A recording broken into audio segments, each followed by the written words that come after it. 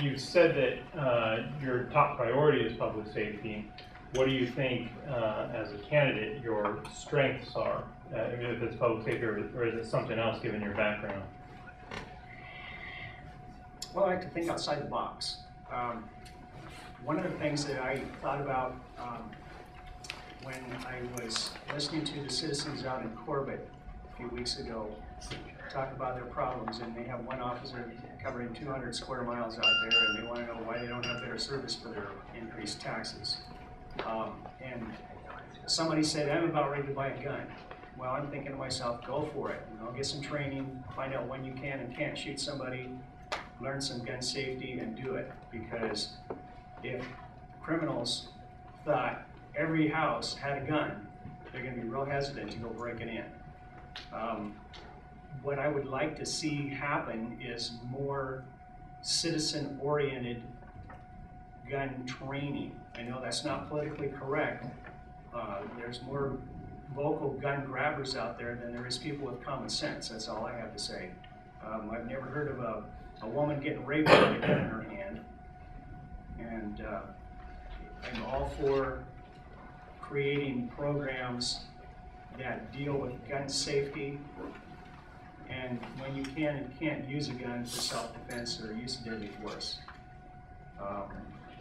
There is no city, county, state, or federal government that can possibly budget enough money to have an officer 1-to-1 ratio. And if you have 1-to-2 ratio, where do you think the criminal is going to go? He's going to the person who's not being guarded. So you can't say law enforcement is going to be 100% effective to cover everybody all the time. It's just an impossibility. And so I think, and that's part of the same welfare state mentality where people think that the all-providing government is going to take care of their every need. People need to be a little bit more self-sufficient and self-reliant. And I would like to see some programs in place that teach people that and get them off of this mentality of the government's going to take care of it. All I have to do is dial 911. It's not sustainable. It can't work. Many of the positions that you've talked about tonight are clearly not like those of other members of the commission. How effective would you be in being part of that board as a cooperative member? Could you cooperate? Where would you be willing to compromise? Where would you be unwilling to in representing East County? Well, I'm capable of working with others, but I can also be hard-headed.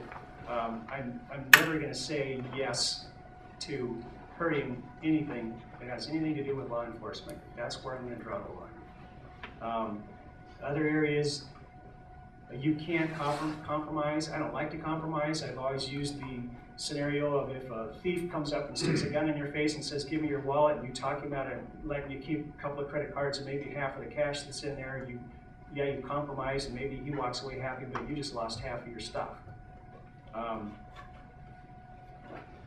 In the article on the newspaper, there's a stack of newspapers in the back there. One of the things that I said in that article is that when you're dealing with opposing opinions on commission, you give your best argument, make your best case, and market it the best way you can, try to appeal to them, and then you're done. I mean, you have to accept that you don't always win.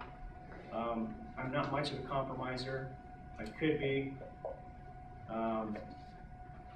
It seems to me a lot of that comes from the good old boy network where you pat each other on the back and you take care of this for me and I'll help you out down the road with this other thing that you want to do. I don't think that's effective government at all. What's been your opinion for the last 5 to 10 years of the way that the elected commissioners have presented themselves and acted in public? Pretty childish.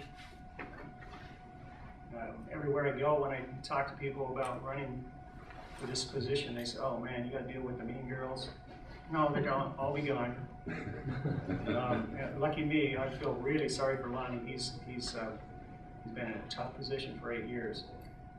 And my hat's off to him. I don't know how he survived.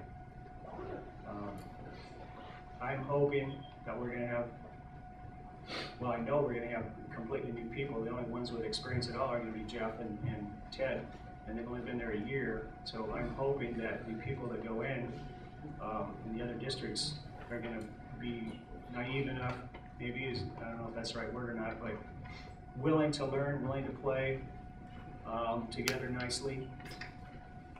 One of the things that I've learned from my experience of being on Quinby City Council is you can be completely at odds with half of the other people. You discuss it rationally, you don't fight and argue like maybe some of the other councils do or the commission has in the past, and you walk away winning or losing, and you walk away from it. 5 minutes later, you may be agreeing with somebody on the same issue or a different issue that you just disagreed with 5 minutes earlier. I don't take any of it personally. I'm just hoping that they're going to be, the new people will be mature enough and adult enough to look at it that way as well.